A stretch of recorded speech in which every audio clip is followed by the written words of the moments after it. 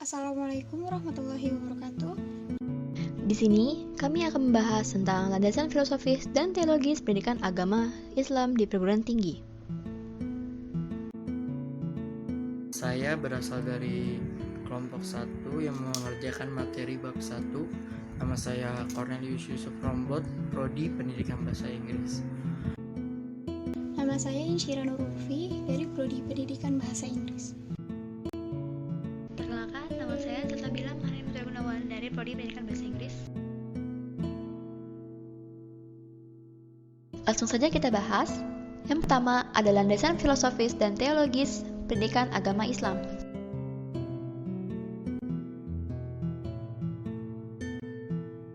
Filsafat pendidikan Islam. Filsafat pendidikan Islam adalah konsep berpikir secara mendalam, sistematis, radikal, dan universal tentang masalah-masalah pendidikan yang berlandaskan Al-Quran dan Hadis untuk membentuk manusia yang seluruh pribadinya dijauhi oleh ajaran Islam. Di dalam landasan psikologis pendidikan agama Islam, ada landasan yuridis dan psikologis.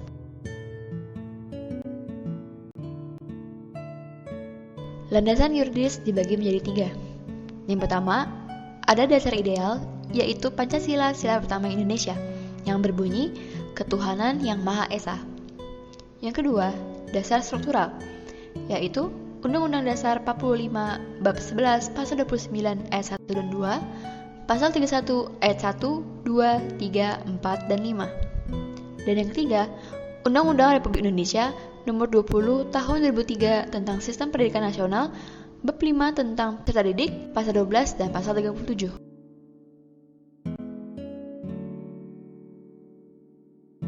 Landasan psikologis. Agama adalah pedoman hidup, khususnya bagi masyarakat Indonesia yang sangat religius hingga perlu dipahami dengan terstruktur hingga mampu mengantarkan pembelajar dalam kehidupan bahagia dunia akhirat.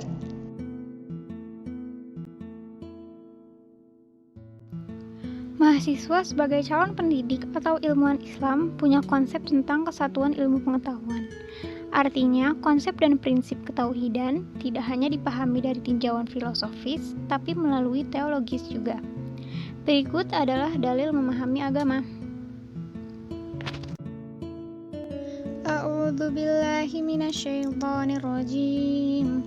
Ud'u ila sabili rabbika bil hikmati wal mau'izatil hasanah wajadilhum billati hiya ahsan. Inna rabbaka huwa a'lamu bima dhalla an sabilih wa huwa a'lamu bil muhtadin. Artinya, serulah manusia kepada jalan Tuhanmu dengan hikmah dan pelajaran yang baik, dan bantahlah mereka dengan cara yang baik. Sesungguhnya Tuhanmu dialah yang lebih mengetahui tentang siapa yang tersesat dari jalannya, dan dialah yang lebih mengetahui orang-orang yang mendapat petunjuk. Quran Surat An-Nahl ayat 125. A'udzu billahi minasyaitonir rajim. Wal takum minkum ummatun yad'una ilal khairi wa ya'muruna bil ma'rufi wa yanhauna 'anil munkar wa ulaika humul muflihun. Artinya, dan hendaklah ada di antara kamu segolongan umat yang menyeru kepada kebajikan, menyuruh kepada yang ma'ruf, dan mencegah dari yang mungkar. Merekalah orang-orang yang beruntung. Quran Surat Ali Imran ayat 104.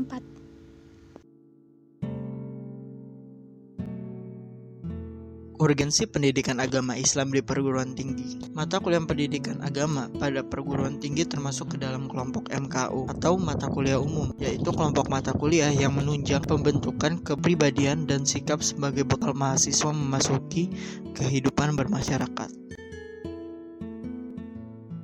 Dalam struktur kurikulum nasional pendidikan tinggi, mata kuliah pendidikan agama Islam merupakan mata kuliah wajib diikuti oleh semua mahasiswa yang beragama Islam di seluruh perguruan tinggi umum, di setiap jurusan, program, dan jenjang pendidikan, baik di perguruan tinggi negeri maupun di swasta. Pendidikan agama Islam dilakukan pendidik terhadap anak didik untuk pengenalan tentang ajaran-ajaran Islam agar nantinya setelah selesai dari pendidikan itu ia dapat memahami, menghayati, dan mengamalkan ajaran-ajaran agama yang telah diyakininya secara menyeluruh.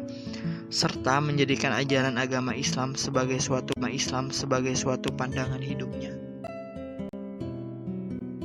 Nah, ada beberapa nih fungsi pendidikan agama Islam. Yang pertama, itu sebagai penanaman ilmu pada peserta didik, agar mereka tahu mana yang baik dan mana yang buruk, serta mana yang boleh dilakukan dan tidak boleh dilakukan.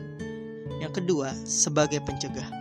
Pendidikan agama Islam diajarkan tidak lain berfungsi sebagai pencegah perilaku siswa agar tidak melenceng ke dalam hal-hal yang negatif. Yang ketiga, sebagai perbaikan. Dengan mempelajari pendidikan agama Islam, diharapkan nantinya siswa dapat merubah sikapnya dari yang buruk menjadi lebih baik lagi. Dan yang keempat, sebagai pengarah. Pendidikan agama berfungsi sebagai pengarah tingkah laku manusia agar senantiasa berbuat di jalan Allah Subhanahu wa Ta'ala.